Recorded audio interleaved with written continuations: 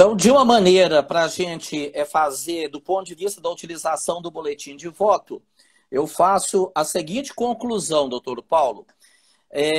A partir do momento que uma cooperativa fizer o seu edital de convocação e objetivar ter uma assembleia semipresencial, ou seja, com participação das pessoas indo a um determinado local fisicamente ou à distância, né, a chamada semipresencial, ou a virtual, quando não vai haver a possibilidade da participação física em local nenhum, somente à distância. Nesses dois modelos, a gente tem dois jeitos de participação do cooperado participar, exercer seu direito de fala e votos. À medida que o edital é convocado, o associado pode esperar o dia da Assembleia, acessar o sistema eletrônico, registrar o que quiser registrar em termos de participação de voz e registrar os seus votos para os assuntos que tiverem em deliberação, ou ele pode antecipadamente enviar para a cooperativa um documento que é o chamado boletim de voto. Então, ele antecipa para cada situação de voto que formos ter naquela assembleia, para cada assunto, qual que é o posicionamento de voto dele ali.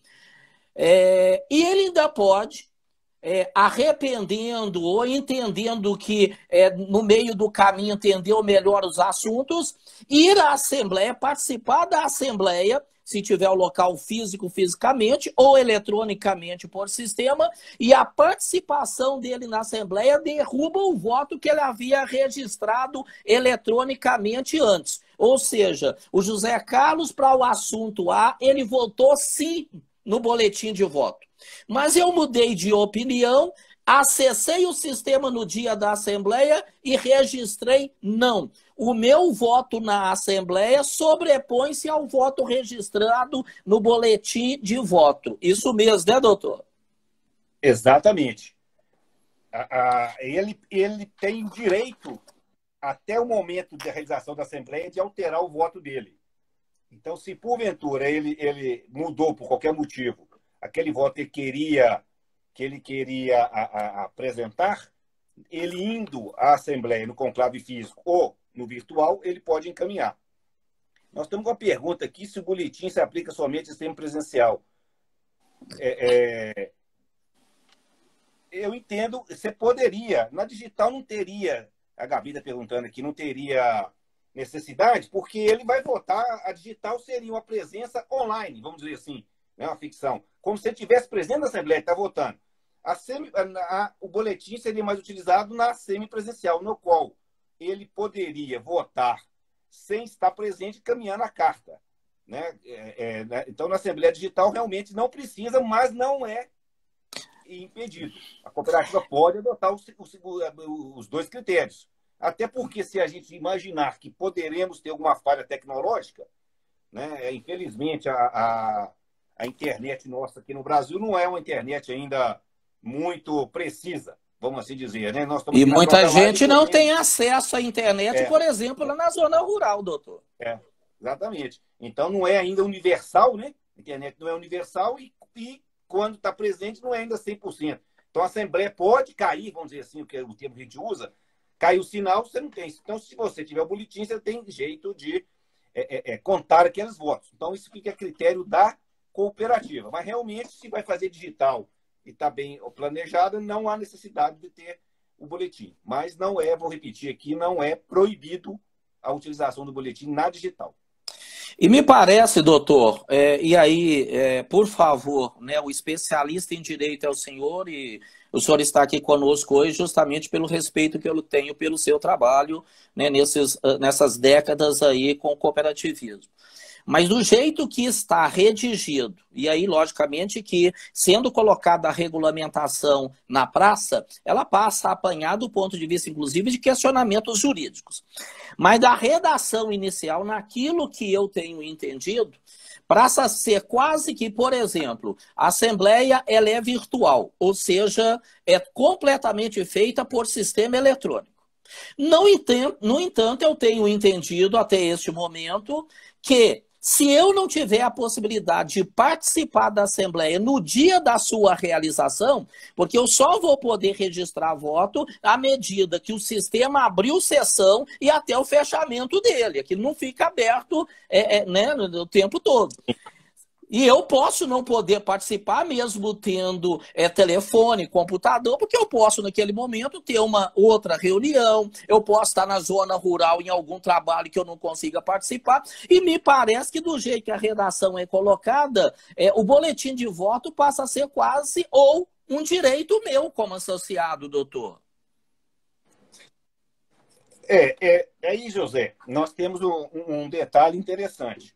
Como você falou bem, a norma é nova, ela está sendo objeto de discussão e aprimoramento, logicamente, mas a regra, ela não obriga, vamos ver aqui, ó, ela não obriga em termos o boletim obrigatório, não, é uma faculdade. Enquanto eu pego a regra aqui, eu vi uma pergunta aqui do Bruno, nosso colega, perguntando se delegados podem fazer assembleia de delegados por virtual. Sim, ou cooperado ou delegado, não tem nenhuma diferença. Né? Tanto assembleia quanto pré-assembleia, é tudo tranquilo. Vamos ver aqui um minutinho para a gente... Sistema eletrônico. Nós vamos chegar aqui no boletim, ó, que é a seção 2 do artigo 7, né? Então, o 7 fala o que o boletim deve conter, a descrição das matérias no boletim também de voto à distância, como a gente tem que descrever isso, inclusive linguagem clara para o cooperado. A cooperativa tem que atentar para isso aí, porque nós temos muitos cooperados com um grau de instrução, vamos dizer assim, mais não tão elevado. Agora, que de um artigo 9, que é isso que o professor tá se referindo, e que realmente a redação dele, ele tem o verbo deve, né, que seria uma obrigação. Então, o boletim de voto à distância deve ser enviado ao acionista na data de publicação pela convocação. E ele deve devolver para a cooperativa também, para a empresa, 5 dias antes do conclave. Então, pode-se dar ao entender que teria que se ter esse boletim de qualquer forma. Mas eu entendo que isso é uma faculdade, porque hoje, vamos tratar do nosso paradigma que existe hoje, que é a Assembleia Geral ordinária presencial. Até então, esse é o paradigma do... abriu a Assembleia, naquele período X, convocação X, ela começou. No prazo Y, ela acabou. O cooperado que não foi lá por qualquer motivo, ele não exerceu o direito de voto dele, porque ele não pôde comparecer. Então, hoje, se porventura eu não vou encaminhar o boletim de voto, eu entendo que eu não estaria cerceando o direito do cooperado, dado que ele tem outros mecanismos de participar e ele não é obrigado a participar da Assembleia também, é uma faculdade dele. Então, eu entendo que esse boletim não é, até porque ele, se a gente pensar em cooperativas que tem um grande quadro social, que fala em quantidade de número, isso vai trazer, dependendo da forma que a cooperativa vai adotar, um custo elevado para a sociedade. Como eu falei, um processamento difícil e um custo financeiro. Porque você teria que, se for carta, você vai ter que encaminhar essa carta para todos os cooperados. E aí vão entrar naquela discussão. Vai ter que ser carta registrada ou não? Vai ter que provar que ele recebeu ou não recebeu? Apesar que a norma não fala isso.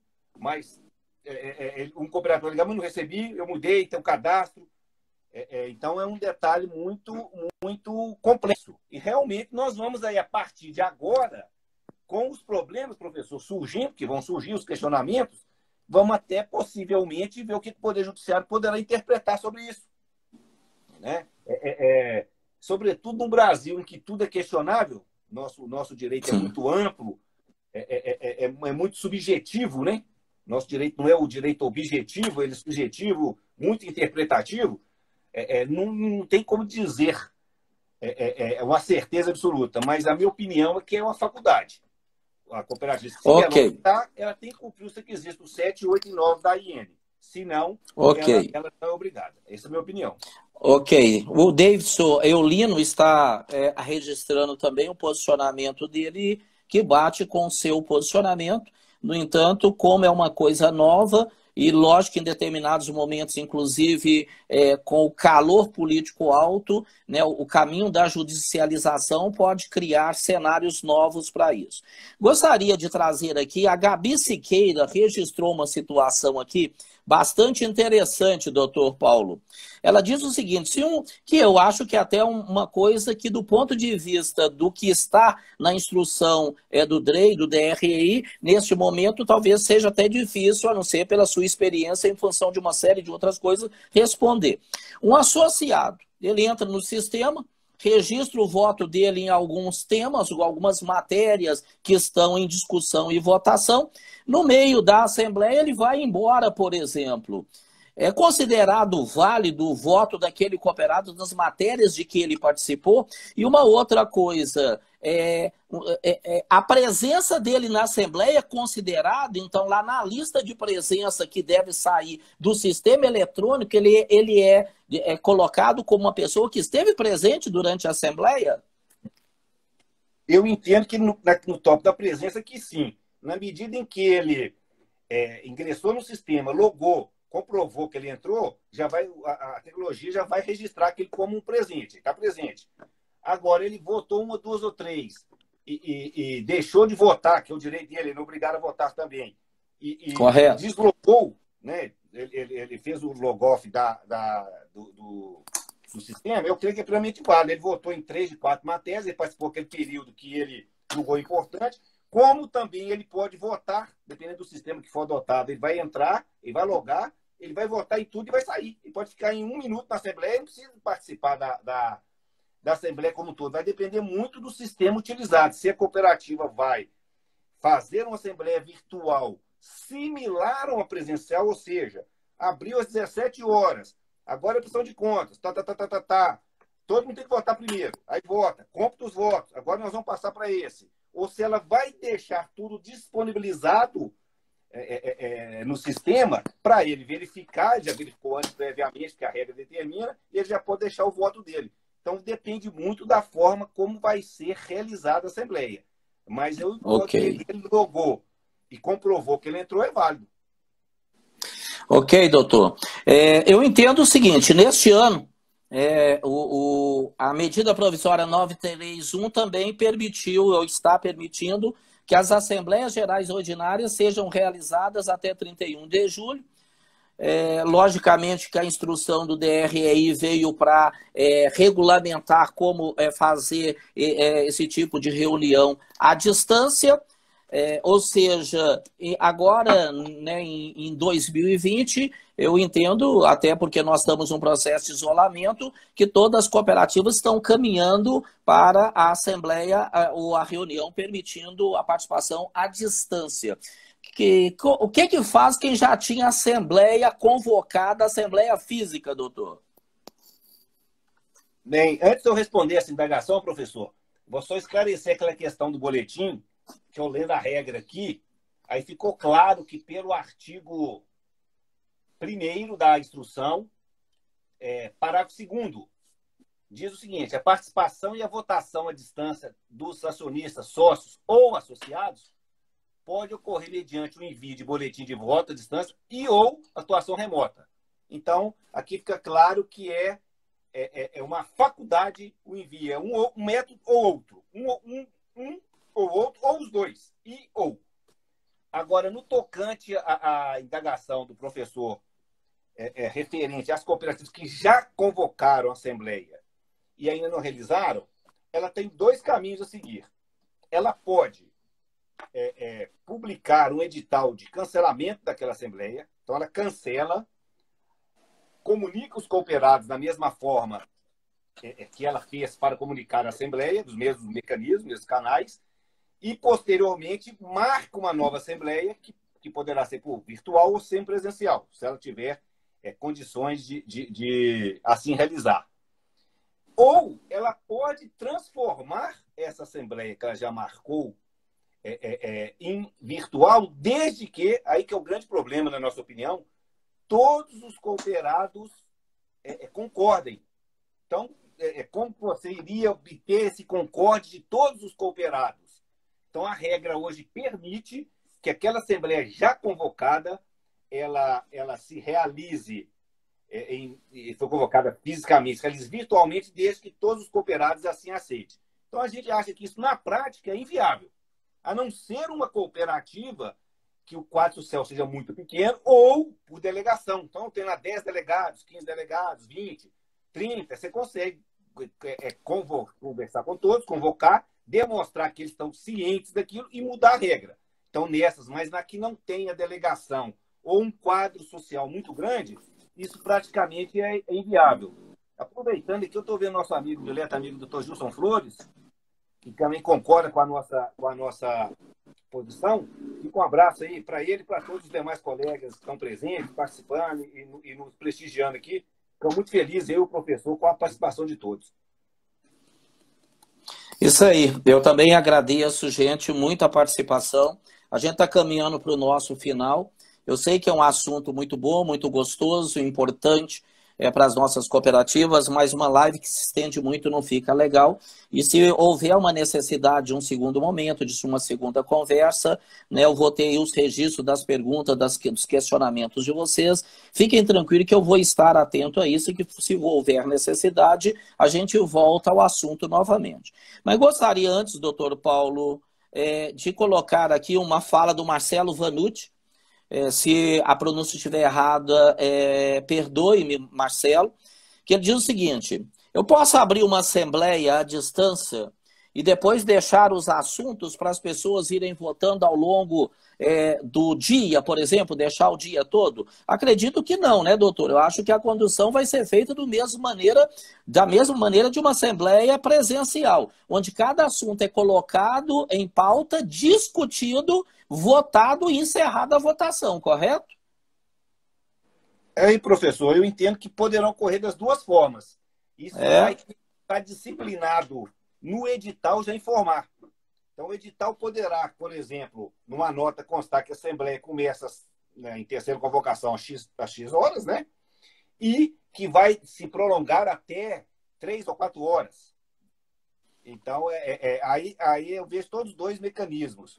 Então, nós vamos ver na prática como fazer. Eu acho que talvez manter o rito que nós já acostumamos seria o mais ideal, né? Vamos votar item por item, pronto. Agora, se ela quiser deixar em aberto, dando um prazo de tempo X para se realizar a Assembleia, os cooperados vão entrando, vão votando através do mecanismo utilizado e registram o voto deles sem nenhum problema. Então, eu acho que desde que o edital, por isso que voltamos lá na questão da convocação, isso tem que constar tudo no edital, que é o sistema, como vai ser a votação, o prazo, se a Assembleia vai ficar aberta, porque hoje nós já temos algumas cooperativas, mesmo na presencial, elas fixam no edital o prazo de realização da Assembleia, que é, por exemplo, sobretudo quando tem votação e uma votação mais acirrada, que a votação vai ser de 8 às 18.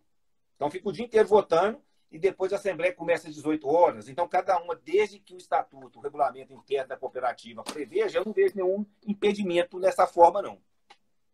Ok, doutor. As convocações, independentemente de ser uma Assembleia física, semipresencial ou virtual, mantém-se os mecanismos, as regras anteriores de convocação, correto? A convocação tríplice. Aliás, são 3 quesitos que são mantidos com os mesmos critérios, correto? Correto, exatamente. Nós temos que publicar o edital em jornal de circulação regular, mesmo que se não tiver jornal físico naquela comunidade, o jornal virtual, a fixar o edital nas dependências do cooperado e encaminhar para ele que a gente fala circular, mas pode ser e-mail, WhatsApp, um mecanismo de comunicação. Então, a convocação tríplice continua existindo e não pode ser esquecida. Ok. Os quóruns de votação. Né, professor? No mínimo 10 dias de antecedência para a realização do edital. Né? O mínimo, porque pode ter uma regra aí que seja alongue o prazo. Algumas cooperativas têm um prazo mais longo. Tem que seguir o que reza o estatuto ou o regimento dela. Ok. Agradeço aqui ao Alfredo, né, que ele tinha nos encaminhado essa questão com relação à convocação. Gostaria de registrar também, doutor Paulo, um amigo nosso de cooperativismo que está presente conosco, do ponto de vista da sua atuação profissional, um colega de trabalho, que é o Caluf, advogado. Nosso abraço aí para ele. Abraço para o Vilaça. Forte abraço para ele. Vilaça, também o Júnior, né, que é o diretor de tecnologia da informação do sistema Sicoob, um amigo nosso, meu e do doutor Paulo Braga, lá de Minas Gerais, né? É de Pompéu, é isso, doutor? Daqui a região, gente da melhor qualidade. Muito trabalho que ele faz na tecnologia, viu? O Bancob e o Sicoob são referências hoje nacionais e que está internacional na área de tecnologia. Muito parabéns a todos aqui. Ele lá, o Dênio, também, que é uma gente boa demais lá de perto de Sete Lagoas. Esqueci a cidade do Dênio lá, gente. Como é que chama a cidade dele lá, mas... Sete Lagoas é próximo ali, né? Perto da cidade dele. É uma cidade que mais gente boa demais. Em Iaúma? Iaúma, isso aí. Iaúma. O Dênio de Iaúma. Foram nossos colegas lá há muito tempo atrás. Gente muito boa. Fica muito feliz com eles estarem participando, nos prestigiando aqui.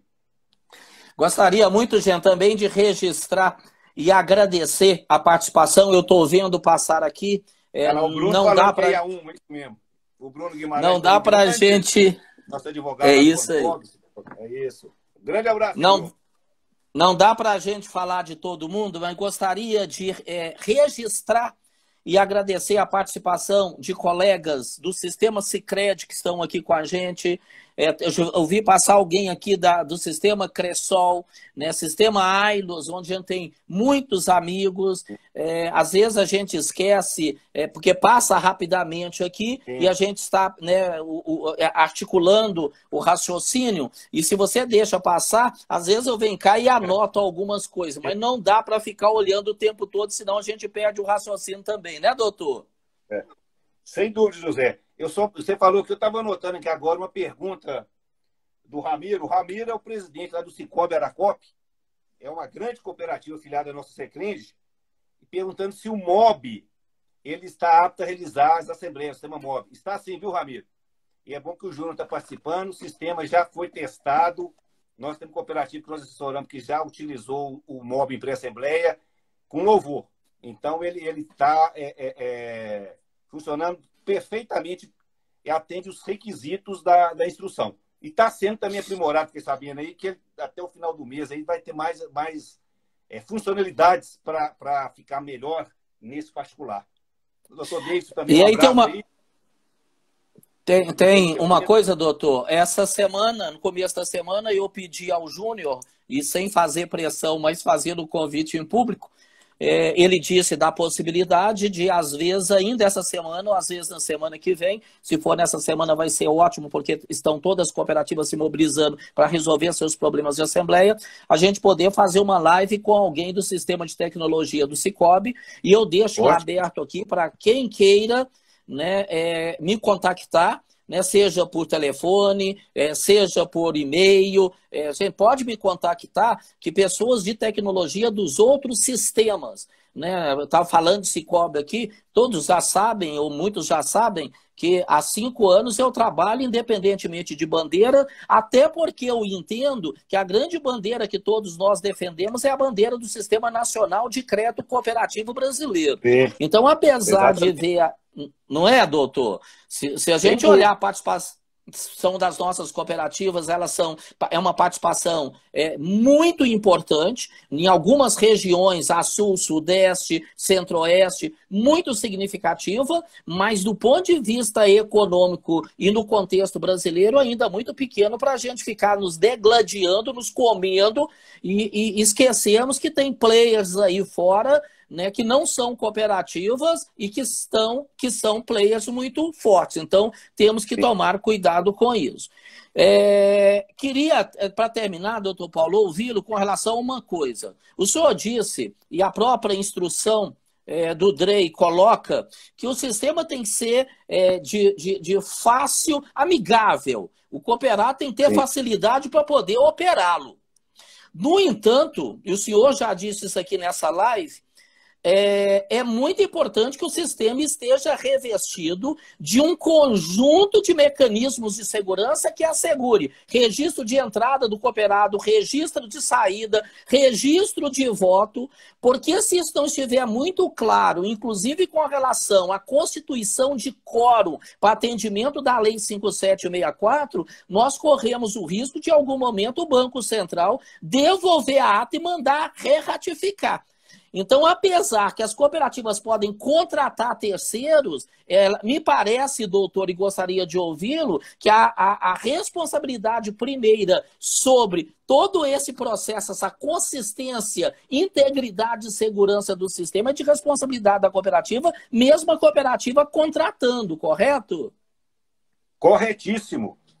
A cooperativa ela tem, até porque o meu core business dela é tecnologia, né? Então, ela pode terceirizar isso para uma empresa especializada, desde que essa empresa tenha condições técnicas de prestar esse serviço adequado, mas qualquer entrave, qualquer questionamento, a cooperativa que vai ser responsabilizada. E, inclusive, podemos ter, eventual, uma CBE anulada, tem que refazer a assembleia. Então, tem que tomar muito cuidado ao fazer uma assembleia virtual de se utilizar a tecnologia adequada que atenda, além dos requisitos da instrução, sobretudo os critérios de segurança da informação.